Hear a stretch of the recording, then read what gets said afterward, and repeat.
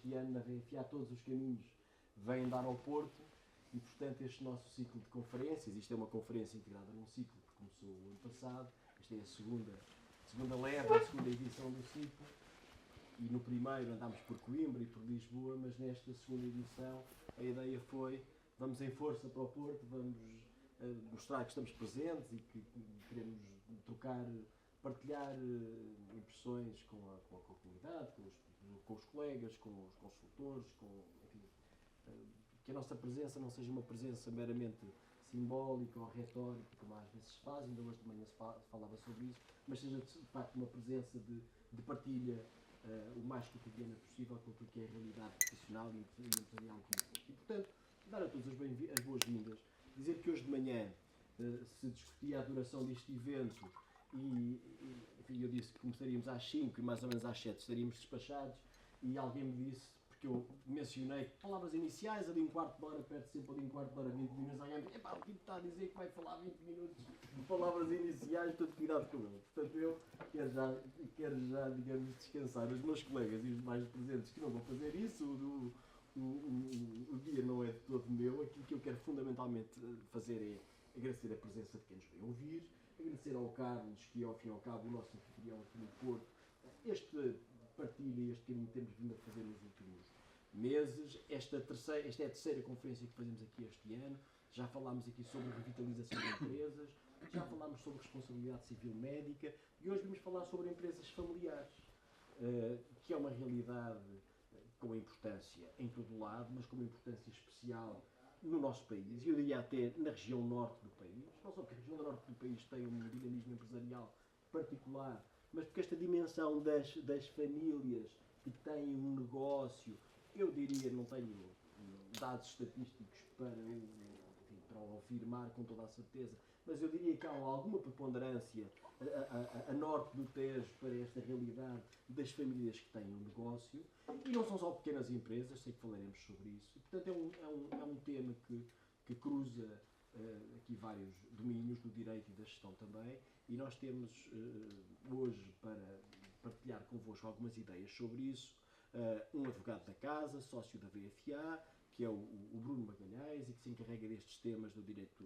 comercial, enfim, dos negócios e dos contratos em geral, e temos o especialíssimo privilégio de ter connosco o Dr. Luís Parreirão, que é também um advogado, um colega, mas com uma longuíssima experiência enquanto gestor público e privado, particularmente, ou durante, eu diria que uma parte significativa da sua carreira, ligado a um grupo empresarial que é ele próprio também um grupo que tem uma natureza, uma essência que é familiar, e de resto desempenha ainda funções nesse quadro, e portanto eu acho que é uma boa oportunidade para quem se interessa por estes temas poder receber aqui conhecimento que é conhecimento jurídico, se quiserem por vezes mais teórico, mas também conhecimento que é conhecimento feito de experiência daquilo que é a realidade do dia-a-dia, digamos, dos desafios, das angústias, das oportunidades também que se vivem quando as empresas se misturam com as famílias ou as famílias se misturam com as empresas. Eu diria que o desafio é mesmo procurar que estas coisas não se misturem, ou pelo menos que não se estraguem mutuamente. E, portanto, agradecer muito a presença de ambos, renovar o agradecimento ao Carlos, esperar que este final de tarde seja proveitoso para todos. Eu julgo que a ordem das intervenções será, começaríamos aqui pelo Dr. Luís Parreirão, e depois o Bruno Magalhães, que também é doutor, mas continuaria com a sua intervenção. Obrigado a todos e boa tarde. Bem, é comigo, não é? Bem, meus caros amigos, meus caros colegas, muito obrigado pelo convite. Eu tenho sempre uma... Hoje é mais fácil simular improvisos, porque aqui o colega tem um iPad, que é de outra geração, e agora até modernamente tem-se um teleponto. Eu, como sou de uma geração um bocadinho mais antiga, trago mesmo um papel para ter as ideias alinhadas e para vos poder transmitir de forma o mais ordenado possível aquilo que é o meu pensamento sobre estas matérias ou sobre uma parte destas matérias. Já me baralhei com isto, mas já percebi. E, portanto, renovando o convite para o agradecimento para estar aqui convosco, aquilo que me proponho fazer é uma reflexão breve sobre as empresas, as famílias, as empresas familiares e o que lá mais para a frente daremos conta. Sabemos todos que desde que existe atividade económica, que há empresas e que desde que há empresas familiares. E também sabemos que há famílias desde que a humanidade se reconhece como tal, e também sabemos que a composição e o próprio conceito de família foram variando ao longo do tempo. O que eu acho que é verdadeiramente novo é o facto de hoje existir uma área autónoma de estudo e de caracterização teórica das empresas familiares, das famílias empresárias e das relações que entre estes dois mundos se desenvolvem. O desafio que me proponho é o de abordar com todos vós o resultado destas minhas reflexões, especialmente sobre as relações entre as famílias e as empresas familiares e as famílias empresárias, e também essa criação já deste século, que são os family offices e a sua indissociabilidade das famílias investidoras. E mais para a frente já veremos como é que eu caracterizo esta evolução. Estas reflexões, como já aqui foi dito pelo Dr. Paulo Valério, são marcadas e são tributárias da minha formação como jurista, como advogado e, de facto, de um percurso profissional de 2 décadas como administrador de empresas familiares. Sendo que a última dessas décadas foi desenvolvida a criar e administrar um family office. A abordagem destas temáticas tem-se centrado habitualmente nas empresas familiares. Como já tive a oportunidade de dizer e escrever, e está escrito num desses livros que tenho o gosto de vos oferecer no final, as relações entre as famílias e as empresas, a sua evolução, a evolução da estrutura e configuração das famílias e da dimensão operacional e financeira das empresas, levam-nos a questionar, na relação entre empresas familiares e famílias empresárias, onde é que está o substantivo, isto é, qual a substância, qual a materialidade do que queremos tratar. Os últimos tempos trouxeram para o espaço público, para o debate público, também para a academia e para o nosso dia-a-dia, o tema das empresas familiares. Sobretudo, deram-lhe visibilidade e notoriedade, porque, como já vimos, desde sempre existiram empresas familiares. O que bem se compreende, e compreende-se bem porquê. É uma realidade que, apesar das imprecisões estatísticas, ninguém poderá dizer com rigor, nem em Portugal, nem em nenhuma parte do mundo, com rigor estatístico, o que representam as empresas familiares. Mas este conceito, que é um pouco difuso, gera esta indefinição, mas podemos dizer, sem margem para errar, que será responsável aproximadamente por 75% do tecido empresarial, por 60% a 70% do PIB e por 60% do emprego. Acontece que esta fotografia, como todas as fotografias, não capta o dinamismo da vida. Não capta a dimensão que hoje muitas empresas familiares assumem. O erro de associar o conceito de empresa familiar a PME é um erro. Muitas são, é verdade, mas basta olhar para o nosso PSI, que hoje já não sabemos bem, que começou por ser 20, hoje já não sabemos bem quanto é, mas basta olhar para isso para vermos que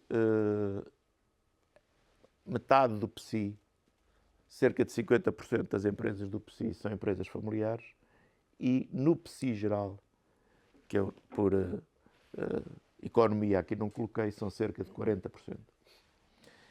E, para além disso, as maiores empresas, muitas das maiores empresas do mundo, são empresas familiares. Se o PSI é especialmente marcante para quem está a contactar com esta matéria, enfim, de forma mais distante. Olhar para este slide e para a referência das empresas é bastante mais impactante. E convirá nesta fase fixar, para que saibamos todos do que estamos a falar, o conceito de empresa familiar. A empresa familiar tem 3 itens essenciais que a caracterizam. É, digamos, o conceito assumido pelo INE e é o conceito assumido pela União Europeia. O controle da empresa está nas mãos de uma família, que detém ou controla a maioria do capital.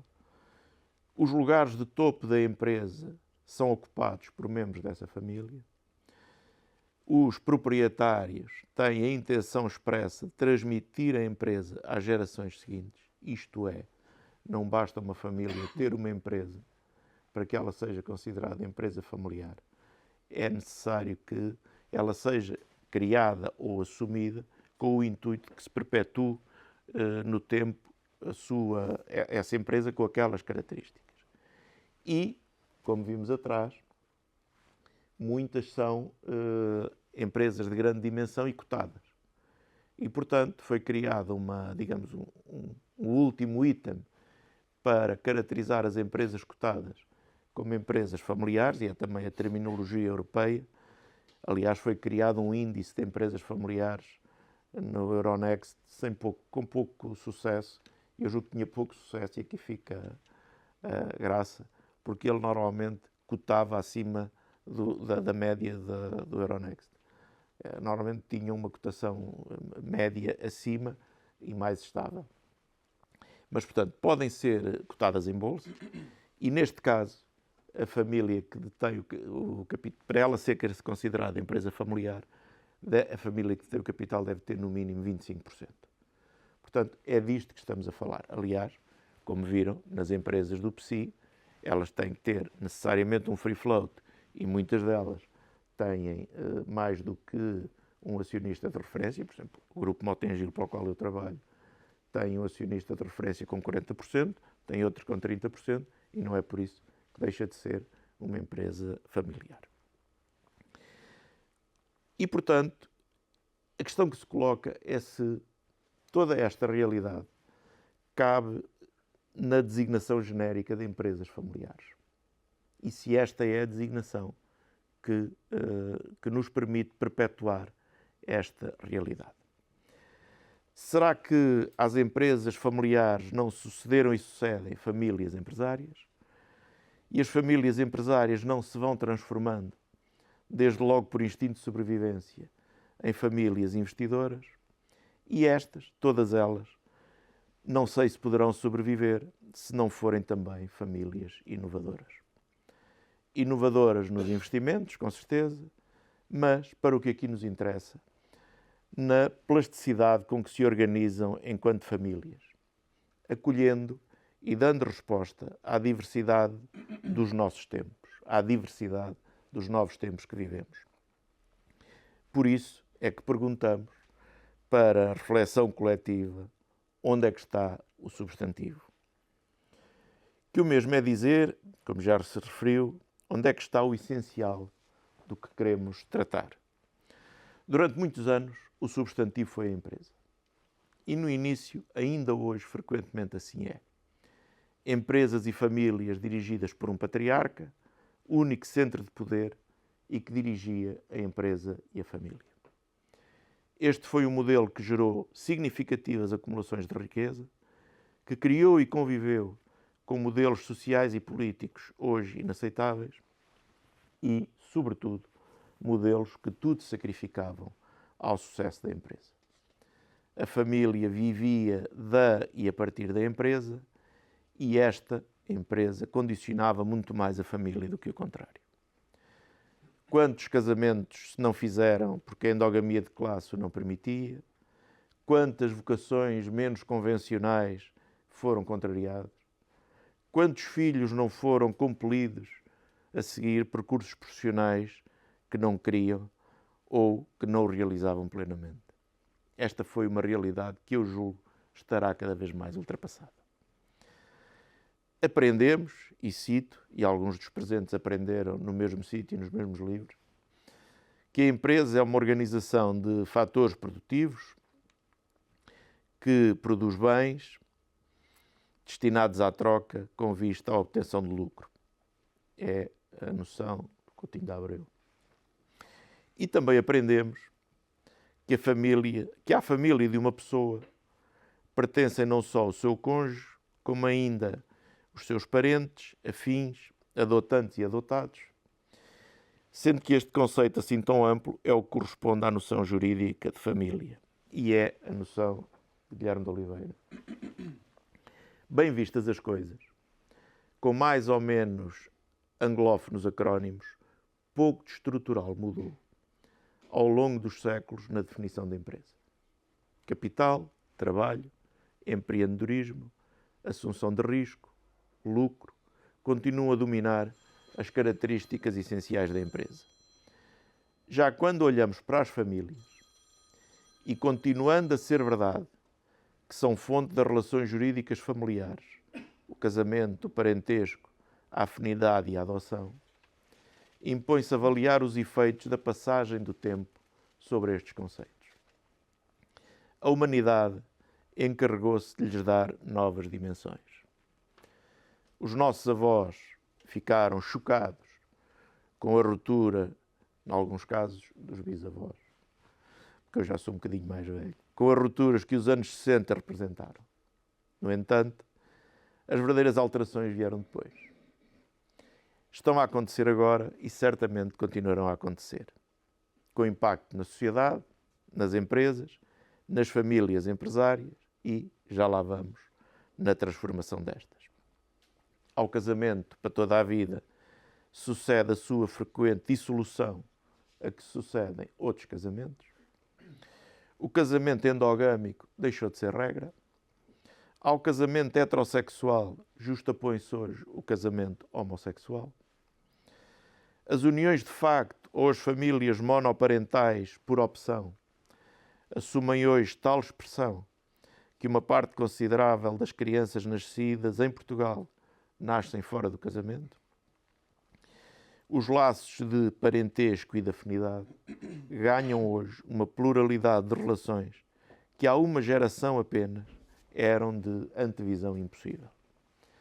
A família ganhou uma complexidade até há pouco desconhecida e é hoje, em muitos casos, um feixe quase interminável de relações, de gestão exigente e frequentemente geradora de tensões. Vivemos por isso uma nova realidade.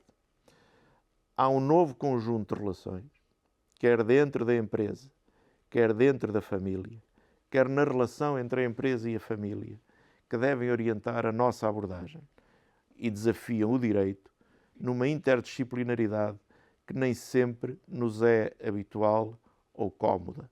Até porque nós, juristas, como alguns dos presentes na sala sabem, tão bem como eu ou melhor, somos pouco plásticos nestas abordagens.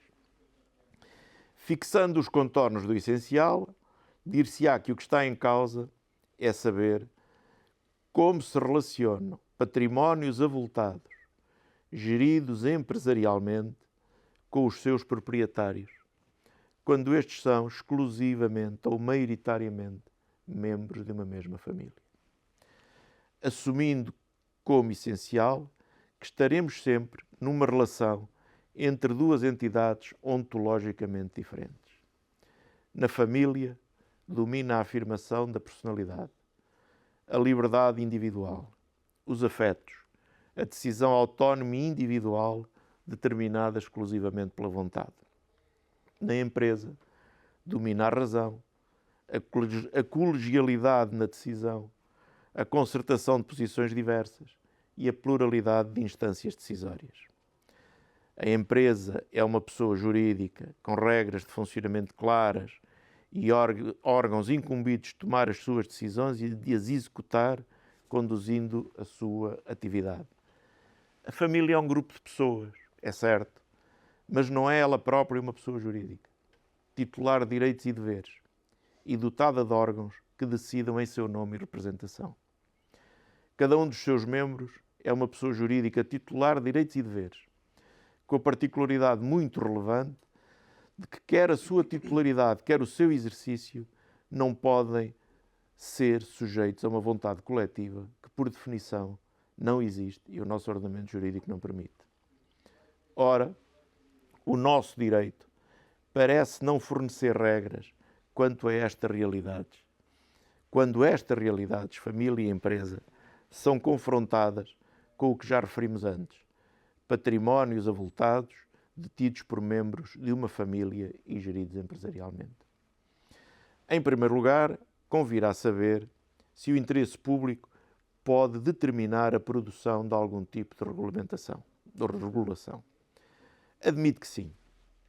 Admito que seja relevante para a comunidade que unidades empresariais relevantes, estruturadas e organizadas, se mantenham com uma unidade acionista de comando, ainda que essa unidade acionista seja o resultado de um conglomerado de vontades. Em grande medida, a esta preocupação respondem hoje os family offices, integrados por profissionais altamente diferenciados e que asseguram uma clara separação entre as funções e preocupações acionistas e as funções da gestão operacional. No mesmo sentido, parece ser relevante criar instrumentos que evitem as destruições de capital que desagregações acionistas decorrentes de conflitos familiares ou sucessórios sempre geram. Todos nós conhecemos estas realidades. Eu sem vos revelar a situação em concreto, mas aqui há algum tempo, e vão ver pelo que vou dizer, que é uma situação muito antiga, numa situação de conflito desta natureza, um distinto capitalista português, que à custa disto deixou de o ser, gastou 10 milhões de contos num conflito para preservar a unidade de comando da família num grande grupo empresarial português. Por outro lado, e numa perspectiva predominantemente societária, e essa é consigo, não concordamos que a natureza acionista possa determinar a produção de um qualquer regime próprio, jurídico próprio, tanto mais que, em muitos casos, estamos no domínio de empresas de capital aberto cotadas em bolsa. Já na família, dominam sempre os afetos e o livre exercício da vontade individual. Ao direito só pode caber dar condições para a sua afirmação e exercício sem constrangimento. Várias jurisdições têm ensaiado diferentes caminhos e, ao que me disseram outro dia, parece que haverá alguma vontade também de alterar regras do direito da família e do direito das sucessões em Portugal. Várias jurisdições têm ensaiado, como vos disse, vários caminhos. Alterar as regras do direito sucessório, quando estão em causa patrimónios geridos empresarialmente, máximo é dando maior dimensão à cota disponível. Criar, com autonomia conceptual e legal, a figura das holdings familiares. Promover o registro comercial e consequente publicidade de acordos entre membros das famílias. É o que fazem, por exemplo, em Espanha, com uma espécie de registro comercial de protocolos familiares. Sabemos todos que, em muitos casos, o direito antecipa caminhos e lidera as mudanças sociais. No nosso caso, parece que a sociedade tem andado mais depressa que o direito. Assim, talvez devamos pensar que um caminho possível é o de criarmos condições, sem quebrar regras imperativas, para que às empresas familiares sucedam famílias empresárias e a estas famílias investidoras, dando a estas realidades uma conformação que, sem colocar em causa os princípios fundamentais dos nossos ordenamentos jurídicos, que o mesmo é dizer do nosso modelo de sociedade e dos seus valores fundamentais, possa contribuir para prosseguir o interesse público já identificado.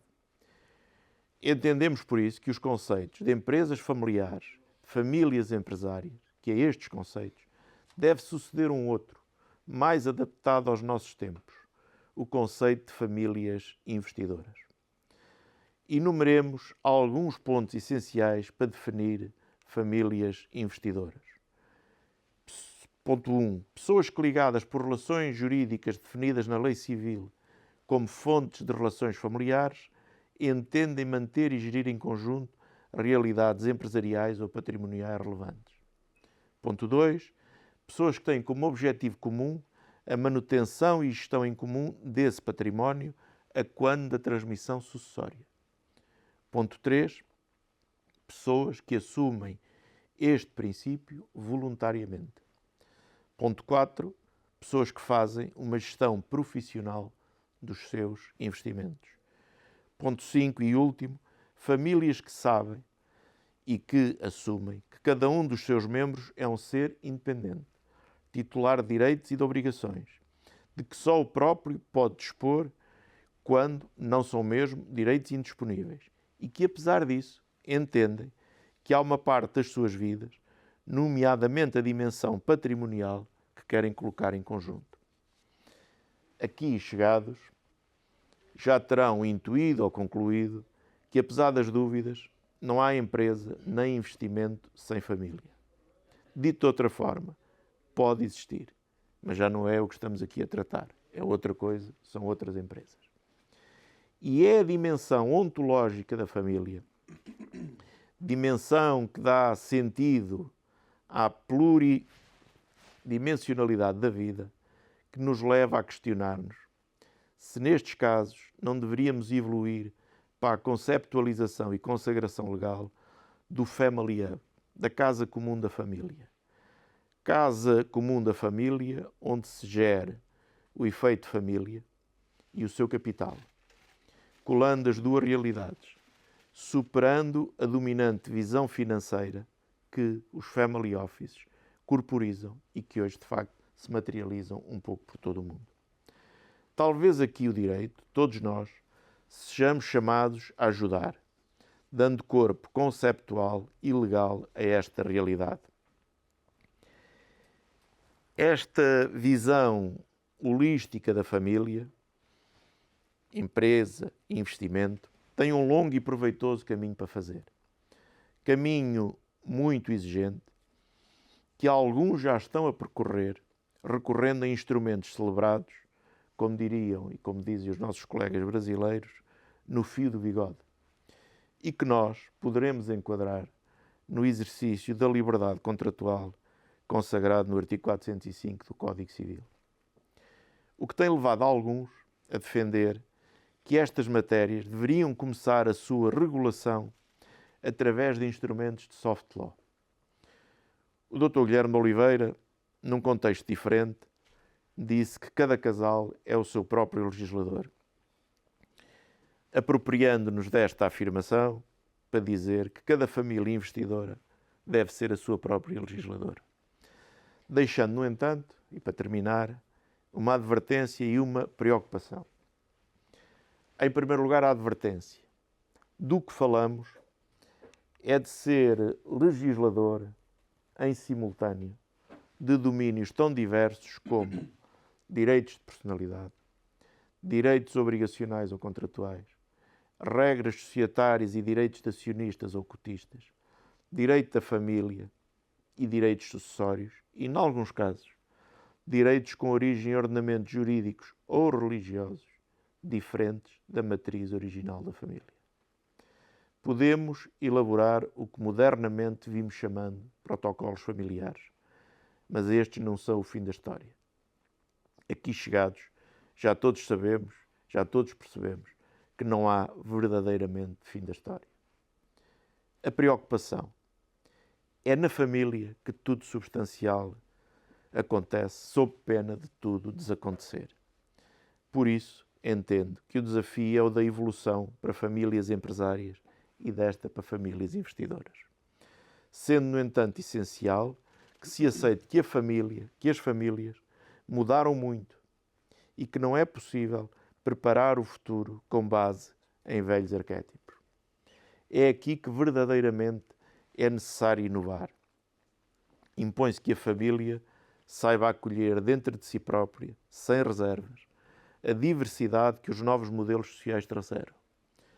O desafio que fica para a comunidade jurídica, para todos nós, se quisermos, é o de saber se, como e com que instrumentos queremos, podemos ou devemos trazer para o campo do direito, com autonomia teórica e conceptual, os desafios das famílias empresárias e investidoras.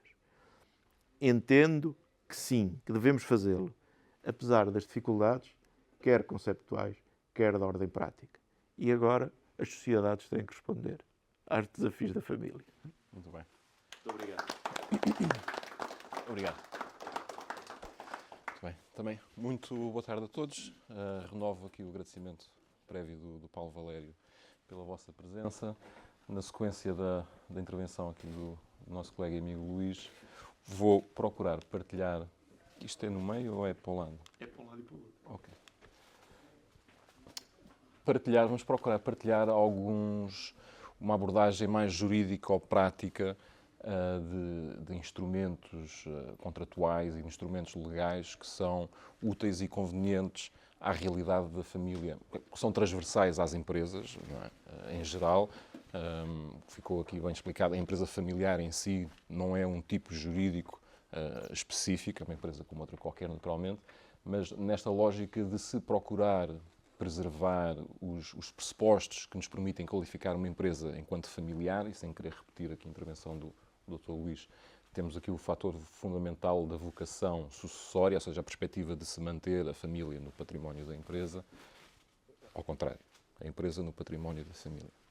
E de se assegurar também a participação ativa da família, ou de pelo menos um membro da família, na gestão da empresa. Portanto, temos aqui mais ou menos sistematizados os desafios que genericamente se colocam à empresa dita familiar e que suportados também naquilo que são habitualmente as lacunas ou os temas que normalmente podem ser negligenciados pelos órgãos de gestão e pela família em si. Por um lado, hoje, e desde os tempos do Simplex, quer dizer, constituir uma empresa hoje é a coisa mais simples do mundo. São cinco artigos, uma cota para cada um, e está registado e está a funcionar. E esta simplificação, que é uma forma naturalmente de fomentar a atividade económica e de fazer as pessoas precipitarem-se no mundo empresarial, também fomenta, por um lado, o negligenciar destes aspectos regulatórios que ajudam, principalmente no seio da família, a estabilizar as relações entre os membros da família entre si, entre os membros da família e os órgãos de gestão, e, portanto, estamos a falar, a título de exemplo, de critérios para a distribuição de dividendos, as regras sobre a participação dos membros da família na atividade, perceber aquilo que deve ser o papel do sócio, o papel do familiar trabalhador e o papel do familiar enquanto administrador, tentar dissipar a confusão que existe muitas vezes entre a propriedade efetiva e aquilo que é a capacidade efetiva para gerir a empresa e, portanto, sem qualquer pretensão académica e sem a profundidade que o tempo que temos disponível também nunca nos permitiria assegurar, podemos identificar 3 instrumentos jurídicos essenciais adequados para estes temas que vamos discutir. Temos o tema do protocolo familiar, que foi abreviado pelo Dr. Luís. A estrutura em si não é despropositada das esferas. Temos aqui um pressuposto de que o protocolo familiar, que é um acordo celebrado entre os membros da família, na lógica da família, é alargada, portanto, não necessariamente sócios das estruturas empresariais, tem necessariamente vasos comunicantes e deve ser visto como um suporte de enquadramento daquilo que são os ditos acordos parasociais, numa esfera puramente parasocial, e já vamos abordar esse tema, e da esfera social em que se traduz nos estatutos propriamente ditos da empresa. Portanto, há aqui vasos comunicantes entre estas realidades que devem ser estabelecidas da forma mais harmoniosa possível. Portanto, o Pacto Social é celebrado naturalmente entre todos os sócios da empresa, trata as matérias puramente estruturantes da sociedade. O protocolo familiar deverá tratar de temas estritamente familiares e que servem de suporte depois à regulação das matérias parasociais e sociais.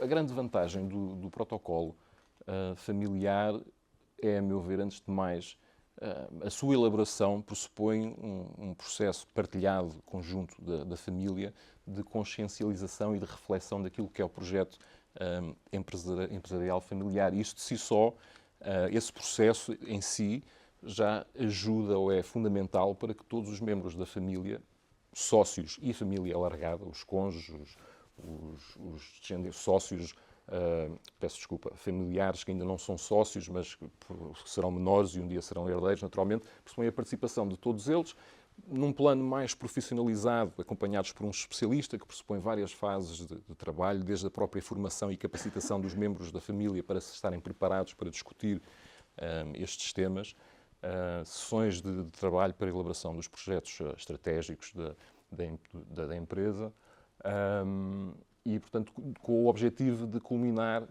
numa institucionalização de princípios, deveres e obrigações dos membros da família, sócios e não sócios. Portanto, temos aqui uma série de matérias habitualmente reguladas pelo dito protocolo familiar. Como referiu o colega Dr. Luís, não é um tipo jurídico previsto na lei, é um acordo que produz efeitos entre as partes que o formalizam, portanto, ao abrigo da liberdade contratual.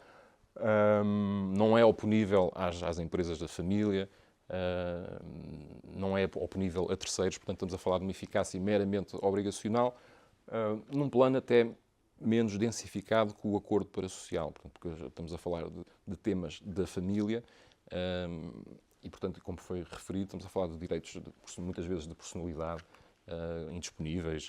Portanto, o protocolo familiar tem um foco de orientar os objetivos do projeto familiar. Portanto, vai regular os órgãos familiares, habitualmente são órgãos não estatutários, como é o Conselho de Família e a Assembleia de Família.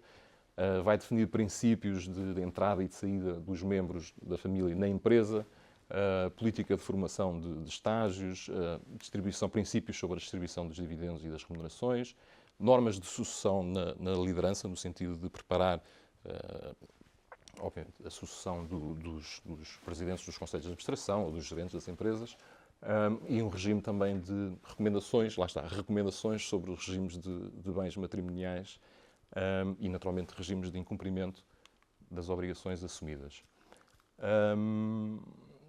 O Conselho, aqui uma nota breve sobre o Conselho de Família, enquanto órgão estratégico para a gestão das relações da família com a empresa, sem qualquer tipo de ingerência nos órgãos sociais estatutários, como é evidente, e que deve procurar promover a implementação do protocolo, representar a família perante o órgão de gestão, etc. Aqui, a título exemplificativo de algumas cláusulas que podem ser características dos ditos acordos para protocolos de família, aqui na lógica do controle, portanto, prevemos neste caso que as participações devem ser mantidas na titularidade dos membros de sangue da família, sendo que qualquer abertura de capital do grupo deve dar-se ao nível das participadas e não diretamente nas sociedades filhas. No governo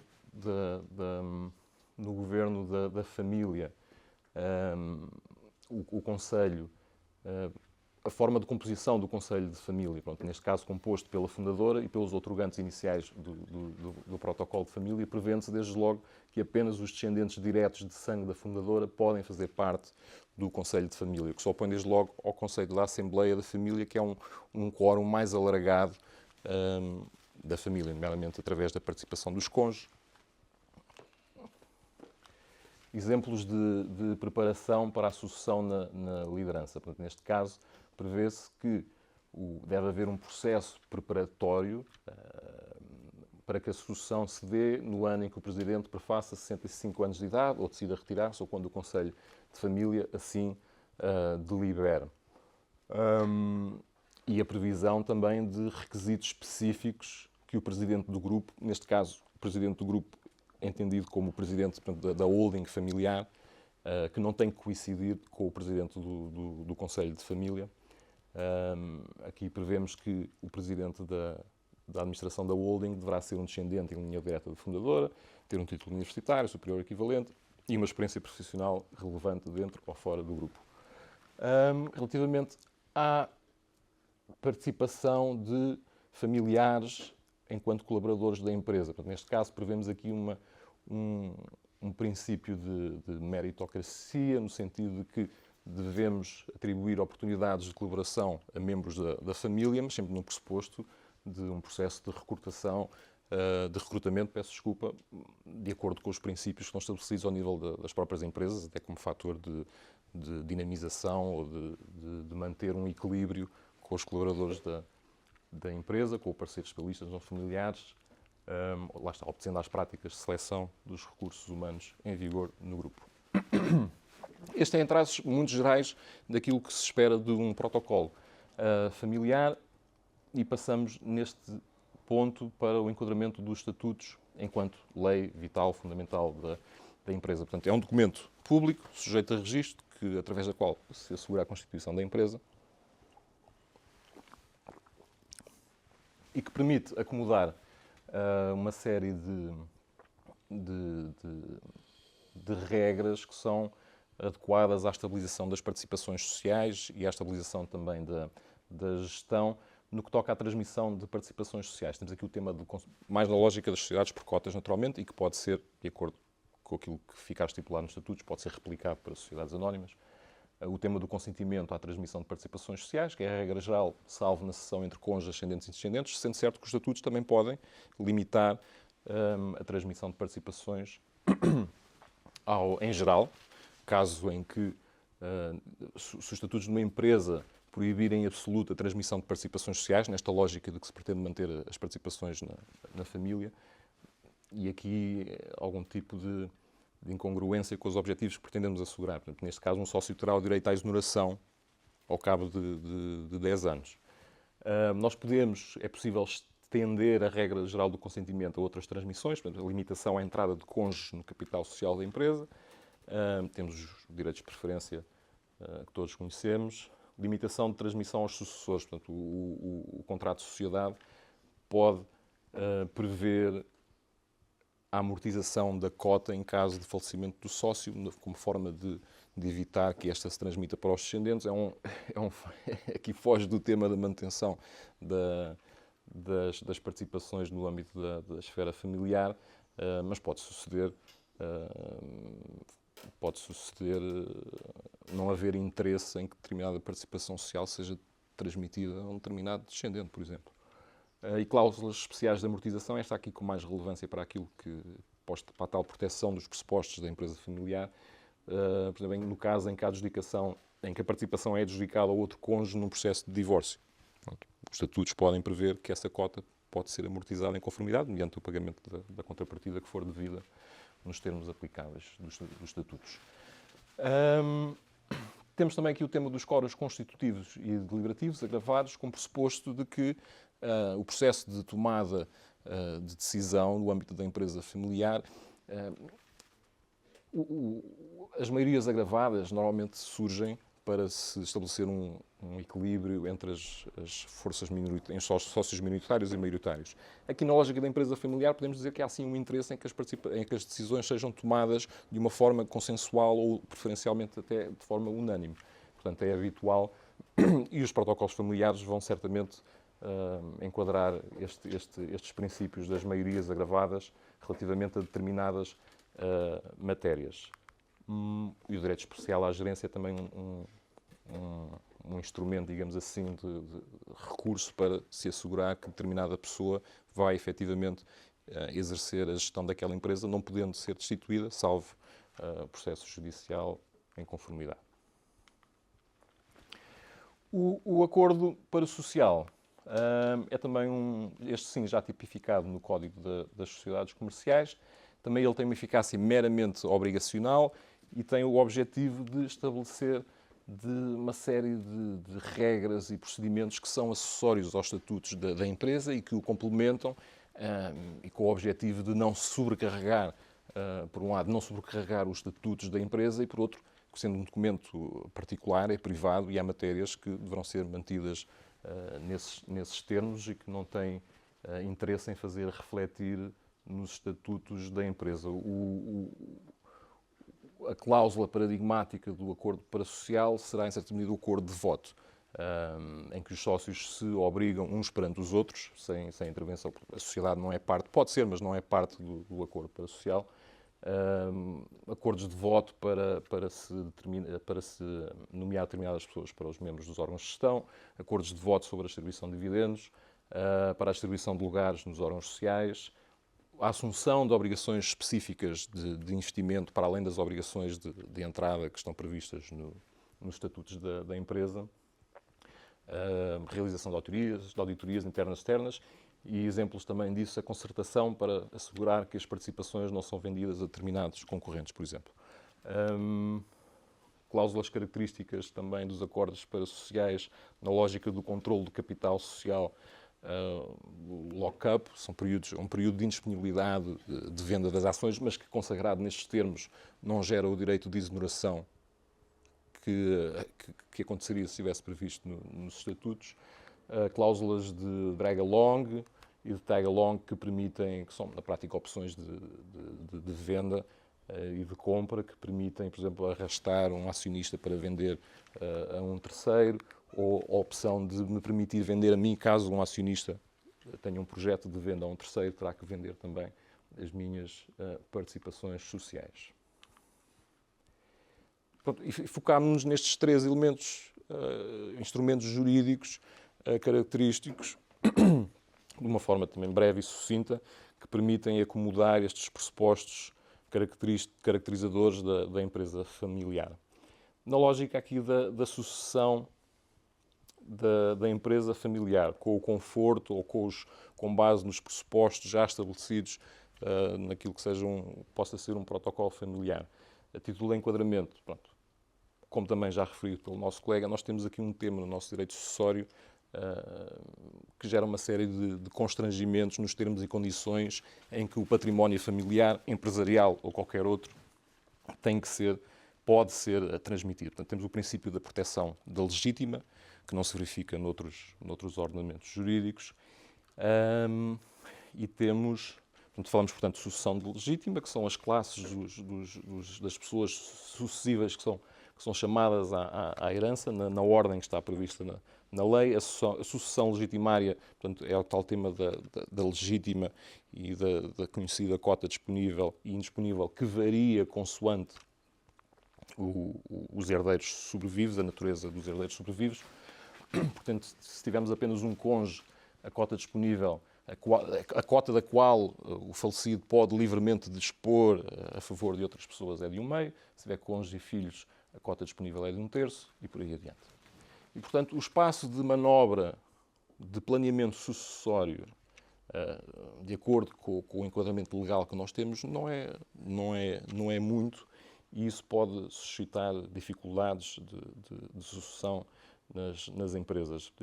E no nosso, não sei se há dados sobre isso também, haverá com certeza alguns, a sucessão na empresa da primeira para a segunda geração é um processo difícil, da segunda para a terceira extremamente complicado, e acho que a percentagem de empresas que consegue sobreviver à passagem da terceira para a quarta geração será quase ínfima.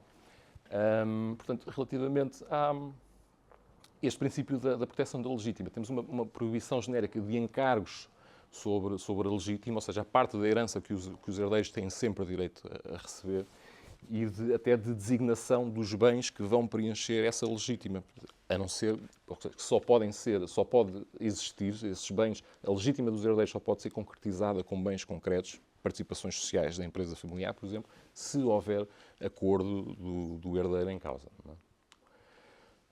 O estatuto sucessório do cônjuge é um tema também de elevada relevância, pois que tem uma posição privilegiada independentemente do regime de bens. Portanto, se o falecido deixar cônjuge e descendentes, a herança deverá ser repartida por todos em partes iguais, devendo sempre ser assegurado ao cônjuge 1/4 desse património. Portanto, se o protocolo familiar pretender salvaguardar que as participações sociais são sempre tituladas pelos descendentes de sangue, à partida temos aqui uma situação difícil de enquadrar.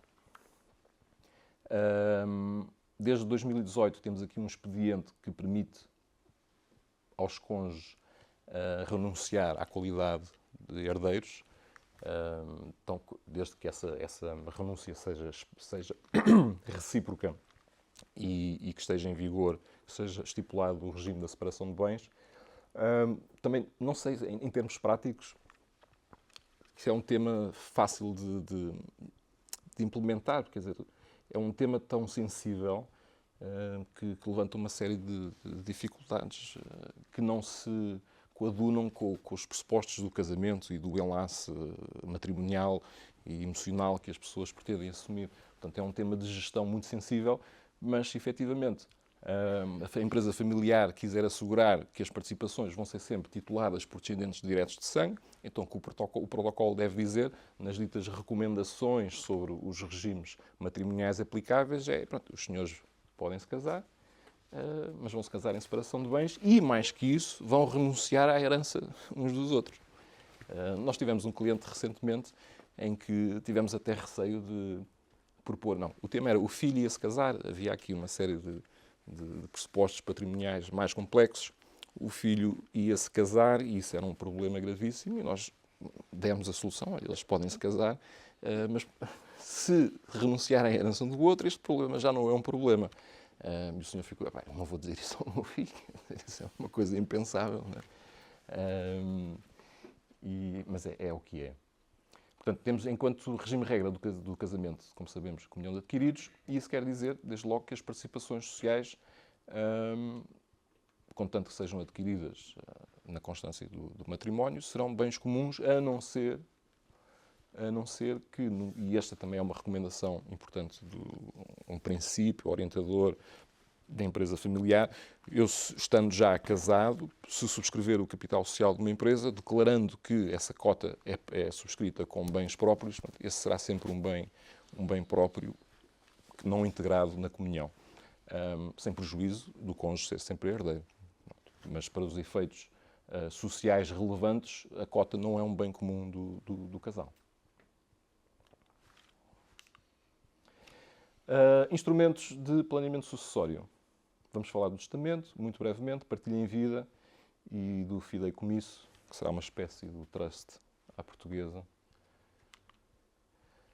Um testamento, todos temos uma noção genérica do que é o testamento, uma disposição de bens que deve respeitar a legítima, a que têm direito os herdeiros legitimários, livremente revogável, pode ser público ou cerrado. Exemplos práticos aqui na lógica da empresa. Temos aqui um A fundador, titular de 100% da X Limitada, o filho B e o filho C. Eu acho que neste contexto o filho B... isto é aqui é um exemplo prático na lógica de se assegurar aqui determinadas condições de gestão. Portanto, o fundador pretende que o D, que não tem nada a ver com a família, seja o administrador da empresa durante um determinado período de tempo que ele entende ser pertinente face ao seu desaparecimento, que aquela pessoa específica com aquelas condições de gestão e porque os filhos eventualmente não estarão preparados para o efeito, que assumam aquela função de gestão. Portanto, aqui como fator de incentivo, digamos assim, o fundador atribui a sua cota disponível, o tal 1/3, ao B e ao C, sujeito à condição, precisamente, de eles nomearem o outro senhor como administrador da empresa. Portanto, é um tipo de deixa testamentária sujeita ao cumprimento de uma condição específica que pode ter relevância prática no contexto familiar. Temos o tema dos legados, em substituição da legítima ou por conta da legítima. Neste caso, o fundador pretende atribuir as participações ao filho B, porque o C nunca trabalhou para a empresa, não quer saber, não tem interesse. O B foi a pessoa que sempre foi colaborando com o propósito do projeto familiar, então o fundador atribui-lhe por testamento a totalidade das participações em substituição da respectiva legítima. E ao C também atribui, então, em termos de jeito de compensação, por exemplo, outros bens que integrem a herança. Agora, o tema é que todas estas disposições estão sujeitas à aceitação dos próprios herdeiros. Portanto, se eles, no momento da abertura da sucessão, quando são chamados à herança, podem não aceitar e a herança será repartida nos termos que resultam da lei. Portanto, uma solução que pode conferir maior conforto a esta lógica da sucessão planeada será a possibilidade de, em vida, os titulares do património anteciparem a distribuição dos bens pelos seus descendentes, através do chamado acordo de partilha em vida, que é um contrato regulado nos termos do Código Civil, por via do qual se operam as doações que se pretendem concretizar ou concretizadas no cenário, no dia em que os donos da empresa já não estejam connosco. E que pressupõe a pagamento de tornas em dinheiro, quando for o caso, para compensar o valor dos bens que são distribuídos a um e não são distribuídos a outro. Naturalmente também pressupõe o acordo de todos os membros da família enquanto solução que se pretende implementar. Aqui o fideicomisso é uma solução jurídica do nosso ordenamento jurídico aproximado à figura do trust, que o Dr. Luís pediu para eu falar um bocadinho. O trust, como sabem, não é salvo na Zona Franca da Madeira, não é uma figura acolhida pelo nosso ordenamento jurídico, mas que tem, é de matriz anglo-saxónica, que tem a virtuosidade, digamos assim, de segregar de imediato a gestão, a realidade de gestão da empresa e a realidade de acesso aos benefícios económicos que advêm da empresa. Portanto, o settler do trust, que aqui no nosso regime português pode ser chamado de fiduciante, transfere o seu património, ou parte do seu património, para o denominado trustee, que fica incumbido, tem a obrigação legal de gerir e administrar esse património em benefício dos beneficiários que são identificados no título constitutivo do próprio trust. O trust não é uma entidade jurídica, o trust é a relação jurídica que se estabelece entre o settler, o trustee, que é o administrador, e os beneficiários. Pois há vários tipos de trusts que têm regras diferentes quanto à distribuição dos benefícios, as regras sobre a vigência, até quando e durante quando a relação de fidúcia será mantida. Podem prever, inclusivamente, a atribuição de benefícios aos descendentes dos beneficiários numa lógica de tentar perpetuar o usufruto do património que institui o trust. Em Portugal nós temos uma figura muito diminuta comparado com estas funções do trust, mas mesmo há a possibilidade de uma empresa familiar portuguesa recorrer a figuras deste género em ordenamentos jurídicos estrangeiros. E o trustee é possível transmitir esse património ao trustee, a relação jurídica regulada por direitos que acolham, ordenamentos jurídicos que acolham essa figura, mas mesmo assim, na medida em que as regras da sucessão legal dos beneficiários, que seriam os herdeiros que passam a beneficiários do trust ainda em vida do tal settler, de acordo com o nosso regime sucessório, parece-me a mim que isso também não resolve todo o tipo de problemas, porque o beneficiário, quando morre, o beneficiário do trust, quando morre, estando sujeito à aplicação da lei portuguesa, aplicam-se as regras da sucessão relativamente aos benefícios que ele tem direito do trust. Portanto, em abstrato, se as regras do trust violarem as regras da sucessão portuguesa, no sentido, por exemplo, de preterirem o cônjuge desse beneficiário, há sempre a possibilidade, a meu ver, na medida em que a lei sucessória portuguesa seja aplicável, de impugnar essas regras de funcionamento do trust. Portanto, é uma figura habitualmente vista como extremamente sofisticada na perspectiva do planeamento sucessório, e é efetivamente, mas que não resolve, a meu ver, todo o tipo de problemas que a lei sucessória portuguesa levanta. O nosso fideicomisso é uma coisa aproximada, simplificada, e que pode ser concretizada através é uma deixa testamentária, através da qual o autor da sucessão atribui o bem a um herdeiro, ou não, a termo, ou seja, com o objetivo final de, posteriormente, esse bem ser transmitido a uma terceira pessoa, herdeiros legítimos ou não. Mas lá está, este fideicomisso tem que respeitar também a proteção da legítima. Eu só consigo instituir bens em regime de relação fiduciária sem prejudicar a legítima dos herdeiros legitimários, não é? Ao contrário do trust, o fideicomisso é admissível apenas em primeiro grau. Eu não posso fazer uma cascata infindável de fideicomissários, não é? E acho que concluo a minha intervenção nesta vertente mais jurídica ou prática. Espero que tenha sido claro na exposição e dou por concluída a minha intervenção.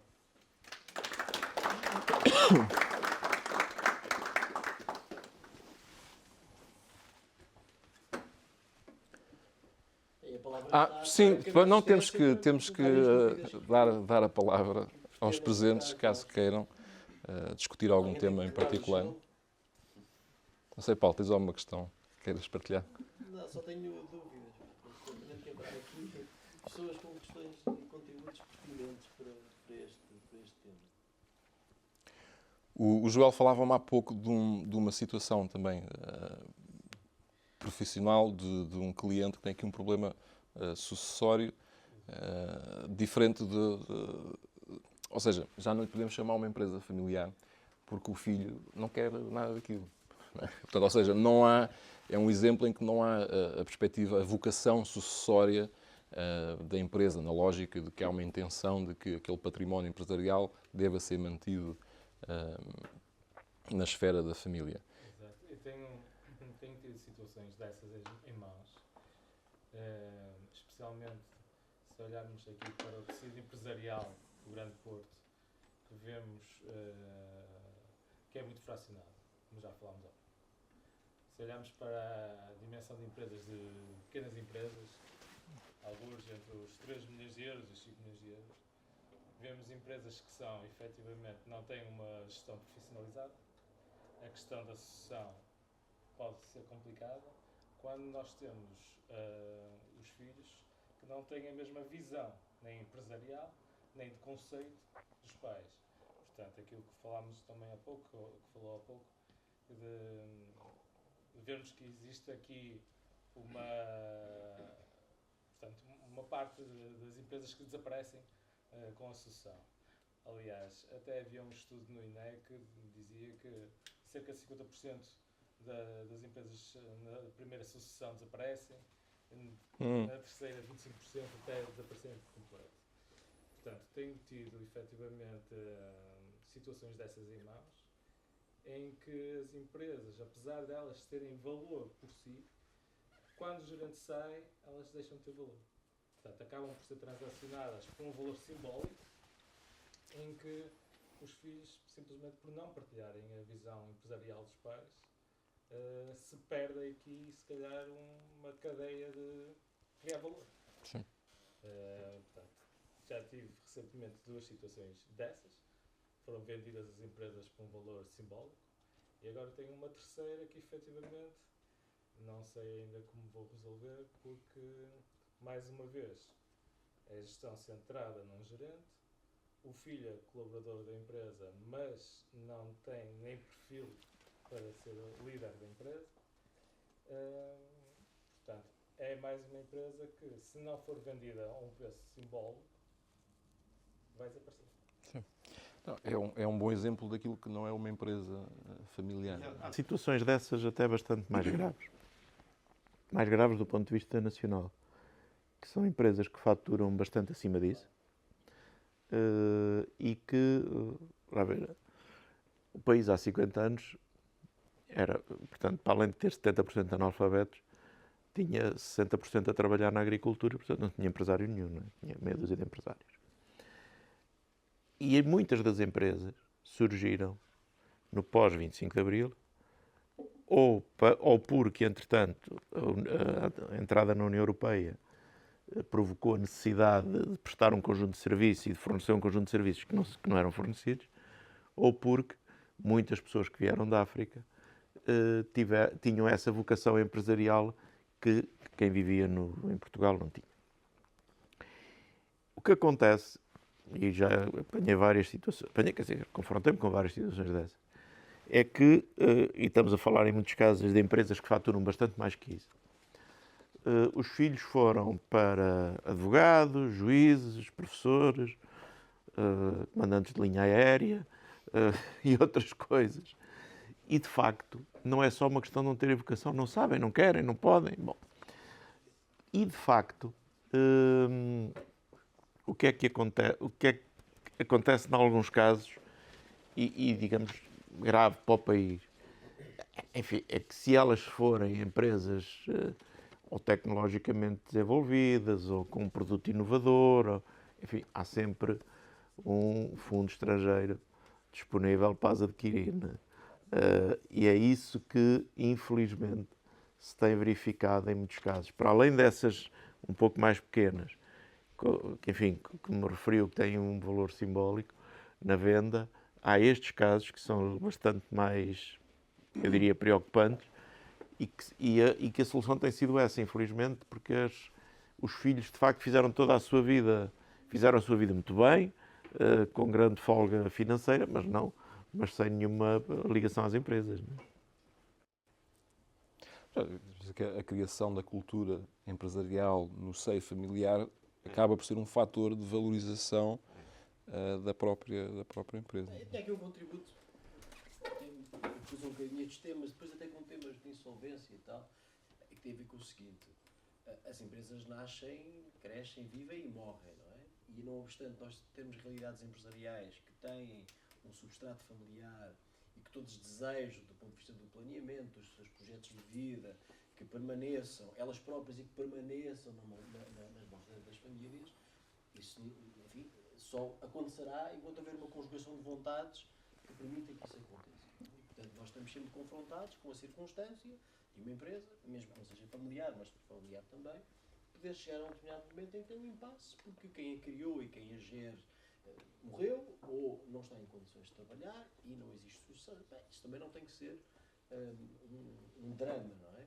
Eu diria, não vamos matar a empresa porque o filho não quer ficar com a empresa. E onde eu quero chegar é também não a vamos vender por valor simbólico porque o filho não quer ficar com a empresa. Eu diria que qualquer realidade empresarial, num momento de impasse, em que a única alternativa é a transmissão, não vejo nenhuma razão para que tenha que ser vendida por um valor simbólico. Se for por um valor simbólico, mas a questão é porque o valor da empresa, do ponto de vista material, é ele próprio simbólico. Não é só isso. Se ela tiver valor no mercado, existirão certamente intervenientes que estão em condições de a adquirir.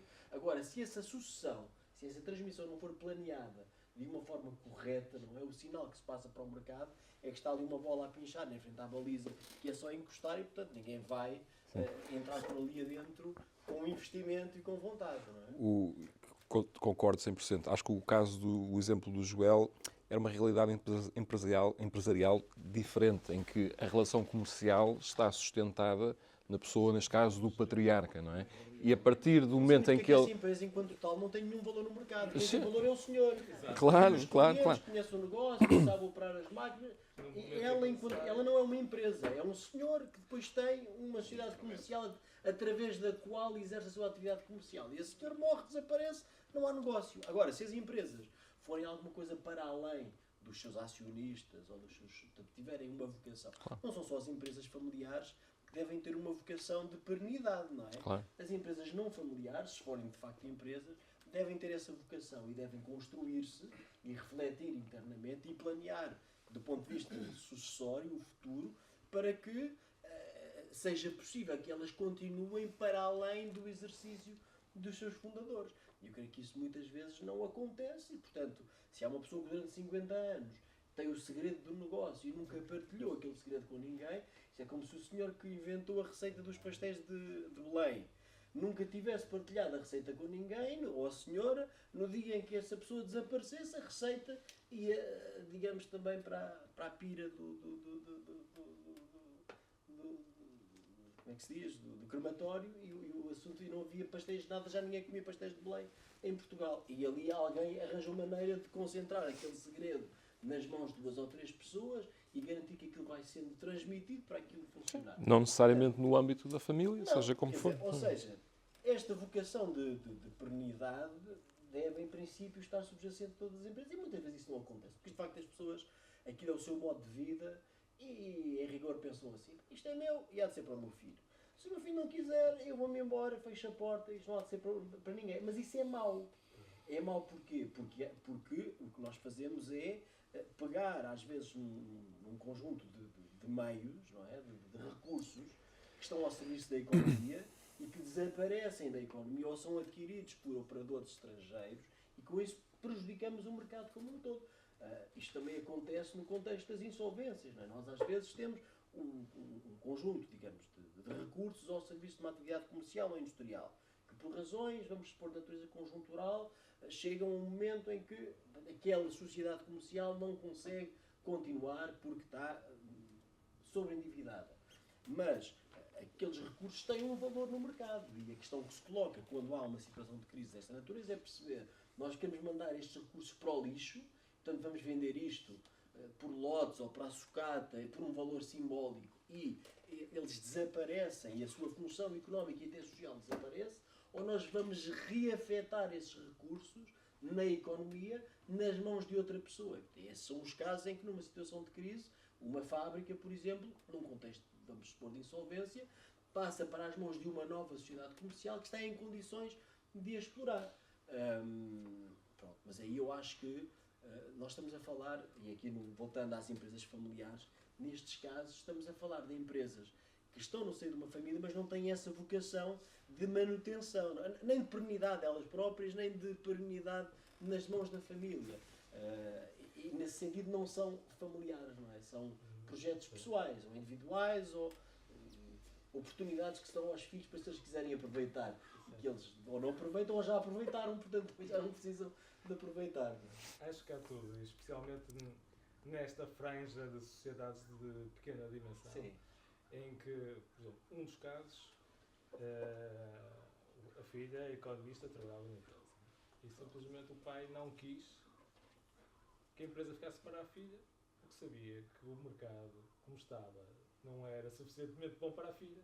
A filha também não partilhava da visão do pai, portanto houve aqui uma separação consensual, digamos assim. Sim. Portanto, e o que eu queria dizer há pouco, e o motivo pelo qual é que elas são vendidas por um preço simbólico, é que, efetivamente, mais uma vez, nesta franja de sociedades, que são muitas aqui no Grande Porto, as relações, o volume de negócios está, efetivamente, diretamente relacionado com as relações interpessoais do gerente. Não é só uma questão de saber o segredo. É, efetivamente, aquele cliente que trabalha com aquela empresa porque confia naquela pessoa.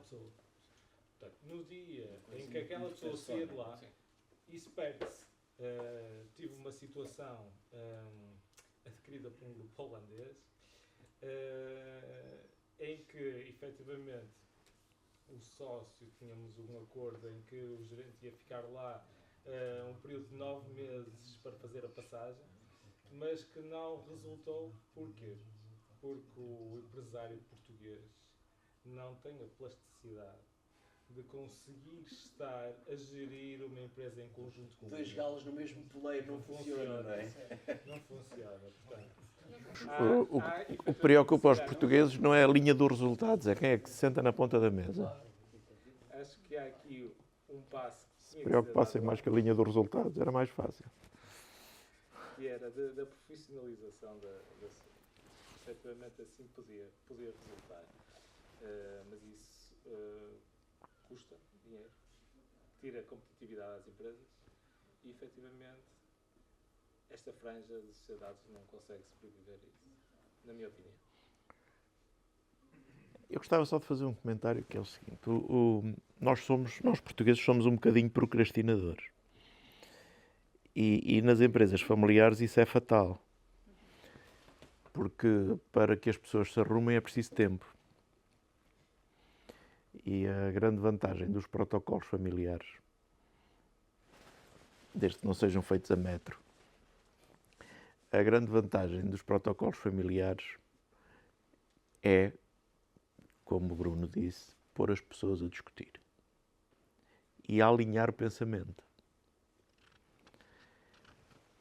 Evidentemente, não se alinha o pensamento em 15 dias.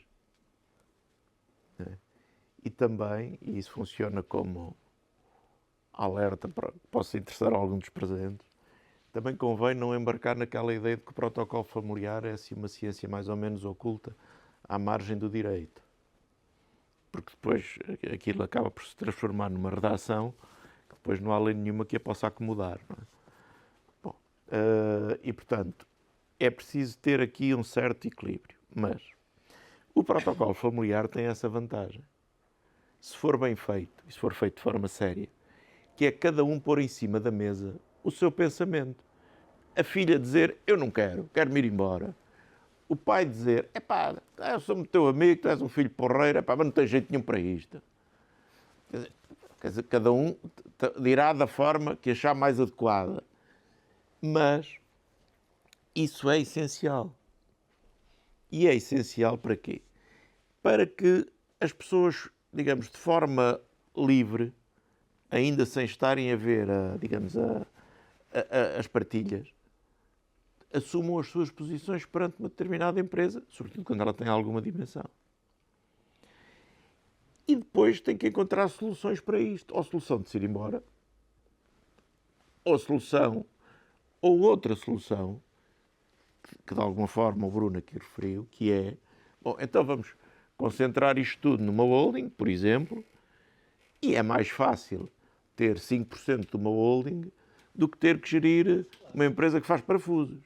Sobretudo se a holding distribuir dividendos. Se não distribuir é uma chatice, mas pronto. Mas isto para dizer que de facto, o protocolo é tão ou mais importante do que o seu resultado é o processo que ele contém. Porque permite... então hoje vamos aqui discutir o protocolo. Epá, no fim, aquilo na primeira reunião e na segunda e na terceira, se calhar ninguém se entendeu. Então voltamos cá daqui a 15 dias. Foram pensar para casa e tal, e volta. E as coisas vão, quer dizer, vão-se acomodando. Mas para isso tem que ser feito com tempo. E digamos, a demografia e a esperança de vida não estão a ajudar. Eu não vos quis maçar com isso, mas um dos problemas que hoje se começa a colocar em muitas empresas familiares e que não se colocava há 40 anos, é que elas começam a conter dentro de si próprias várias gerações, todas em posições relevantes. Que antes não conviviam. Porque a esperança de vida, não é? Quer dizer, hoje um jovem adulto aos 35 anos já tem 3 mestrados e 2 doutoramentos, portanto já acha que é um gênio. O pai tem 55 anos, acha-se na força da vida. E o avô, que tem 75, acha que está cheio de experiência. E, portanto, estão todos a conviver na mesma realidade empresarial, com objetivos diferentes, com abordagens diferentes à vida. E isso é um problema. Ao mesmo tempo, que é um problema que se enxerta neste, que nunca houve tanta acumulação de capital como há agora. E, portanto, se a acumulação de capital pode, digamos, compelir as pessoas a organizarem-se, também pode ser um estímulo para que os estraguem, não é? Porque é tanto que se estraga, não é? Mas, portanto, o protocolo tem esta vantagem, sem cair em disparates. Quer dizer, normalmente, como sabem, os protocolos ninguém os divulga, não é? Mas, às vezes, vão-se conseguindo ver alguns, não é? Eu já li coisas, desde regimes de casamento obrigatórios, a proibições de atividade política que levam à expulsão da atividade política, que pode ser uma Assembleia de Freguesia, né? Que levam à expulsão da empresa, desde frequência obrigatória da escola A, B ou C, desde regimes de bens de casamento obrigatório, quer em Portugal, quer noutros países, que são coisas que nós, digamos, os nossos princípios não aceitam, não é? Eu queria só comentar, estamos a falar de protocolos, não é?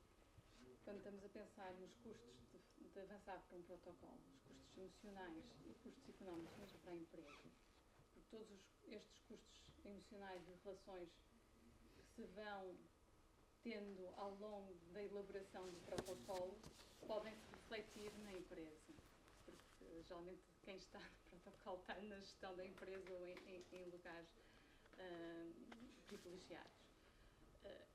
Acaba quase por ser como o desgaste, quase como uma partilha em vida. Não é? Foi outra das situações aqui apresentadas pelo Bruno. Portanto, qual a grande vantagem de um protocolo versus partilha em vida para uma empresa? É muito diferente, depende muito das características de cada empresa, do número de familiares envolvidos, do número de gerações, mas acho que ambas as figuras acabam por ter custos, quer emocionais ou filosóficos para a família, relacionais, quer custos também para a própria empresa, não é? Porque já assistia a partilhas em vida que tiveram custos relevantes para a empresa, que duraram mais de uma dezena de anos, por exemplo. Não, mas é por isso, vamos lá ver, eu não quero monopolizar a conversa, mas é por isso que é especial. Ponto 1, da minha experiência, do ponto de vista económico, o protocolo é irrelevante. Do ponto de vista dos custos, quer dizer, Vamos estar a falar de custos diretos. certo, de custos diretos é irrelevante. Agora, primeiro, acho que não se deve recorrer para... Quem vai fazer o protocolo tem que conhecer muito bem a família. Admitindo que alguém de fora tem que conhecer muito bem a família. E tem que conviver com ela. E tem que conhecer a idiosincrasia de cada um deles. E as preocupações. E tem que ter uma metodologia. Se chega lá a dizer, não, é assim, assim, assim, assim, dá disparate. E isso está estudado. Quer dizer, agora, não há, digamos, não há acordos sem discussão. E não há discussão sem preço. Não é? Mas por isso é que, o que a minha experiência me diz, é que quando as metodologias são mais adequadas e as pessoas que fazem isso, que fazem esse tipo de trabalho, são mais experientes, esses custos indiretos são menores. Primeiro, porque não têm pressa.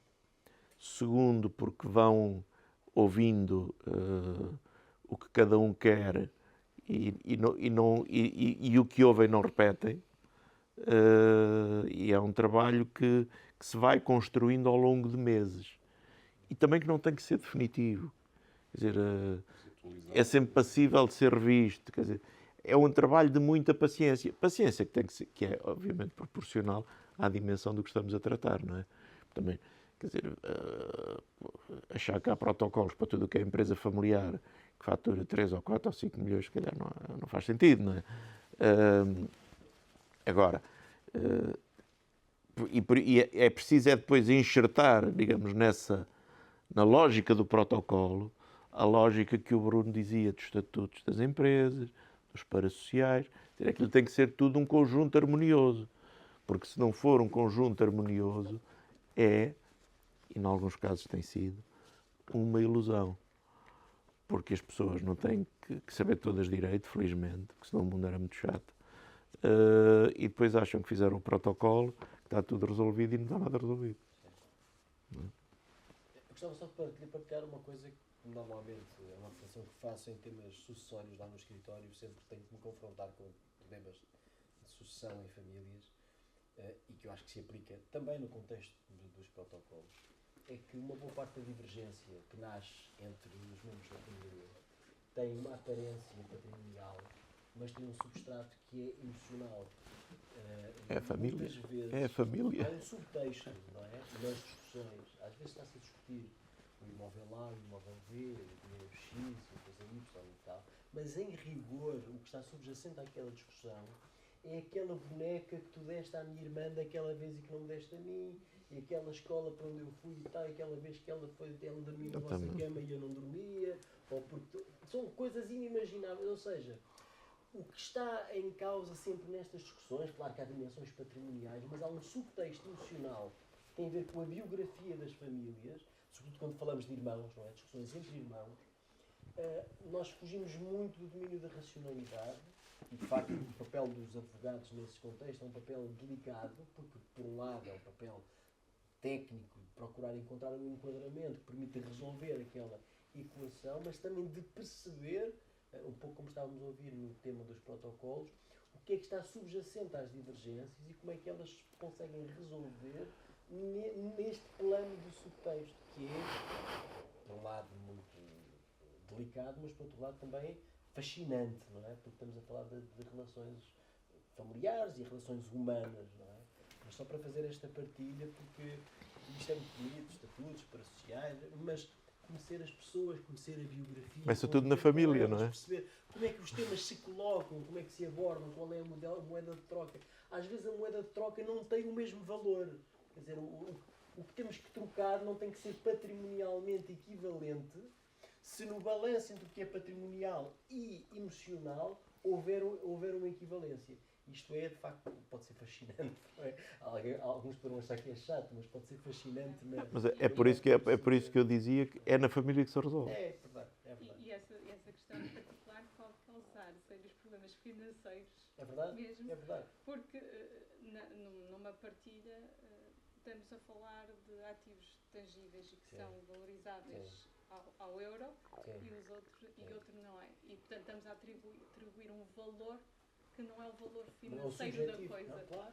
Não é? Portanto, Eu costumo usar isto como exemplo até para, em certos casos, privilegiar a partilha em vida face à sucessão. sim. Não tem que ser sempre assim.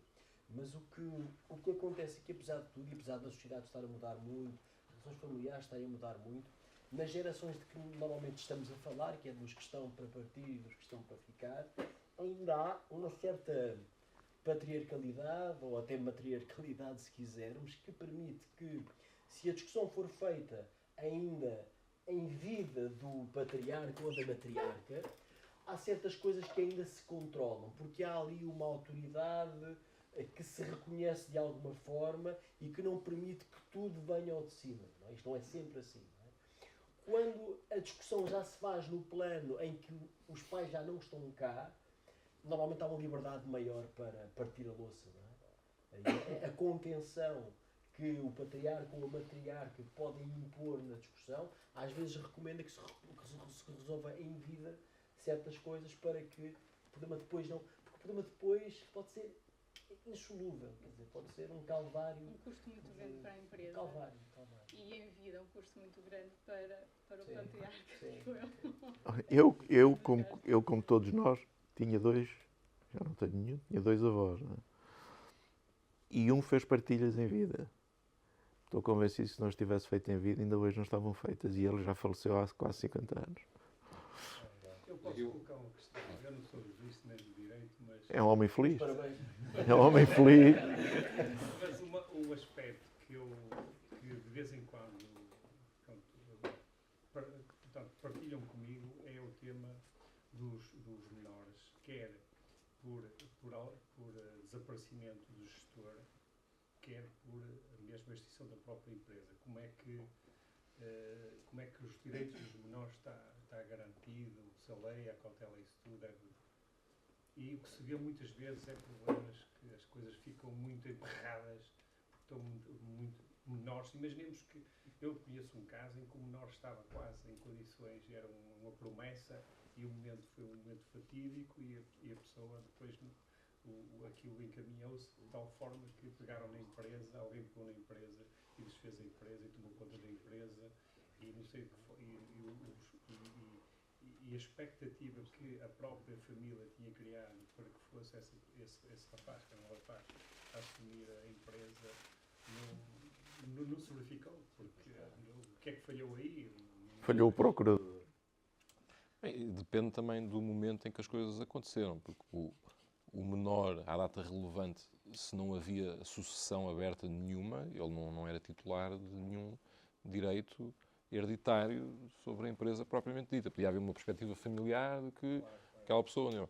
Uma coisa é, se no momento da abertura da sucessão o menor é herdeiro, ele vai herdar, tem depois uma incapacidade de exercício dos seus direitos e tem que ser representado pelos seus progenitores e alguns atos de gestão estão inclusivamente sujeitos a suprimento judicial, nomeadamente a venda das participações sociais. Os pais têm que ir ao tribunal pedir e enquadrar a operação, etc. E o tribunal vai avaliar se os direitos do menor estão a ser prejudicados ou não.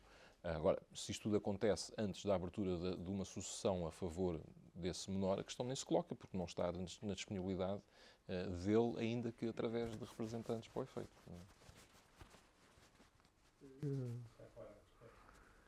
Outro dia estive em Espanha. Em Espanha o regime é completamente diferente. Não estou a dizer que seja bom, mas em Espanha é possível, no caso das empresas familiares, não percebi também se em todos os casos, designar um membro da família como tutor do menor, independentemente de ser pai, tio. E sem suprimento e sem intervenção do Ministério Público. Eu quebrava um bocadinho o que estão aqui a dizer e pegava e dava-lhe uma sugestão. Considerando os valores que disse e depois do que o Luís disse de outros valores muito maiores, quiçá com mais 1 ou 2 zeros, há sempre a possibilidade de eu ser adotado. E eu garanto trabalho.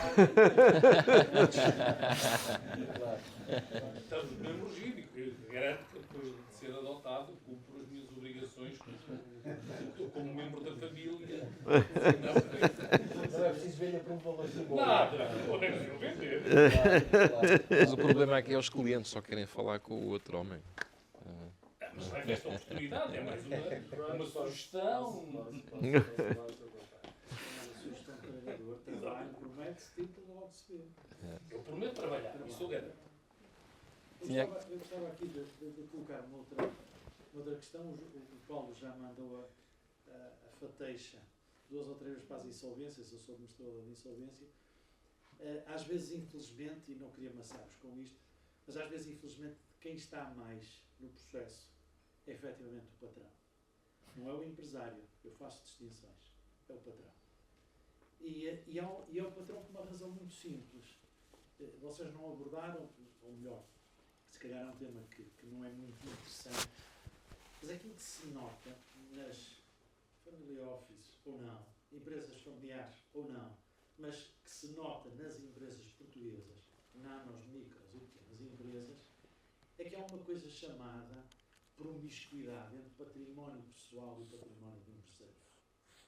E isso depois leva a que muitas das vezes, e já não estou ali como aquele outro colega, a querer dar uma solução aqui ao nosso colega da frente, mas infelizmente se vai aos valores simbólicos exatamente porque, e estando eu do lado das insolvências, mas também estando no lado do M&A, temos depois conversas com empresários e quando vão atribuir valor ao negócio, vão dizer, sabe, mas isto pode ser um bocadinho mais. Sabe porquê? Não sabe. E nós sabemos. É a correção do EBITDA. Porquê? Porque estão lá as férias, está lá o almoço de domingo, está lá o conjunto de coisas que não acrescenta valor ao negócio, que na hora em que a coisa está a correr muito bem, é excelente.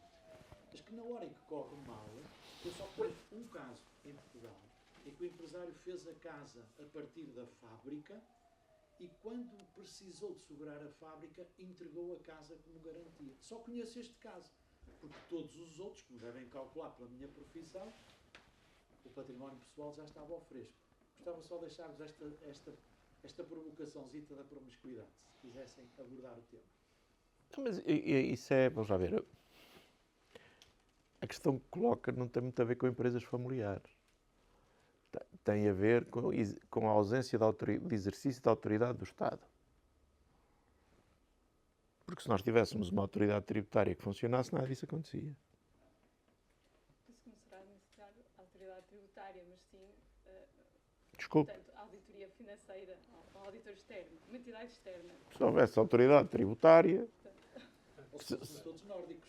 se a autoridade tributária, em vez de mandar a chatear a mim, não é? Em vez de mandar a chatear a mim porque tive uma despesa de saúde ou uma coisa qualquer, conseguisse explicar aos portugueses como é que acumula aquela lista dos cidadãos individuais e das empresas que devem não sei quantos milhões, quer à Segurança Social, quer ao Estado.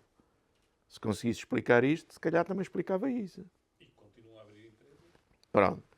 Se conseguisse explicar aos portugueses porque é que uma empresa ao fim de 3 anos a dar prejuízo ainda existe, não pode. Se dá prejuízo todos os anos, não existe. Há 20 anos o Estado perdeu o privilégio creditório de toda a dívida com o CIR, que fez 20 anos do ano passado. E mesmo assim nada se alterou. Agora, eu percebo a questão que coloca, que é uma questão limite, no fundo, que é, há uma aparência de uma empresa familiar, mas verdadeiramente o que existe é um conjunto de família e empresa que é tudo a mesma coisa. Bom, isso é um problema cultural e é um problema de dimensão. Quer dizer, à medida que as empresas ganham dimensão, isso é impossível. Não é? Desde logo que tem mecanismos de controle que não permitem isso, não é? Ou pelo menos não permitem com essa dimensão. Agora, verdadeiramente esse problema não tem solução, é um problema cultural e é um problema do Estado, um problema de exercício da autoridade do Estado. Eu não consigo conceber que o Estado tenha aquela lista imensa de devedores, não consigo conceber que o Estado tenha tribunais fiscais que há 30 anos têm processo há 30 anos que não tomam uma decisão. Enquanto nós não resolvermos, se nós resolvêssemos a justiça administrativa e fiscal, metade disso resolvia-se. Não é? O PIB é que levava uma grande pantofada, não é? Pois. Havia de se corrigir, não é? Pronto. Exatamente, não é? Agora, essa promiscuidade, quer dizer, se nós falarmos muito disso, com a capacidade que nós temos de inventar, enfim, não vão levar a mal o que eu vou dizer, havemos de inventar uma coisa qualquer, que ao fim de 15 dias já está tudo na mesma. Vamos de inventar um fiscal qualquer que ao fim de um mês já não fiscalizará. É o que me parece. Muito bem, meus caros, sem querer obrigar ninguém a ir para casa jantar, mas já dizendo que estamos mais ou menos na hora De jantar. prevista. Obrigado a todos pela Muito obrigado. especialmente obrigado Muito obrigado. aos oradores e ao nosso especialíssimo convidado pela presença, mas também pela generosidade de nos oferecer a todos um exemplar do seu livro. Com todo o gosto. Sobre esta matéria e, portanto, podemos levá-lo à saída. Obrigado, até à próxima, foi um gosto. Muito obrigado.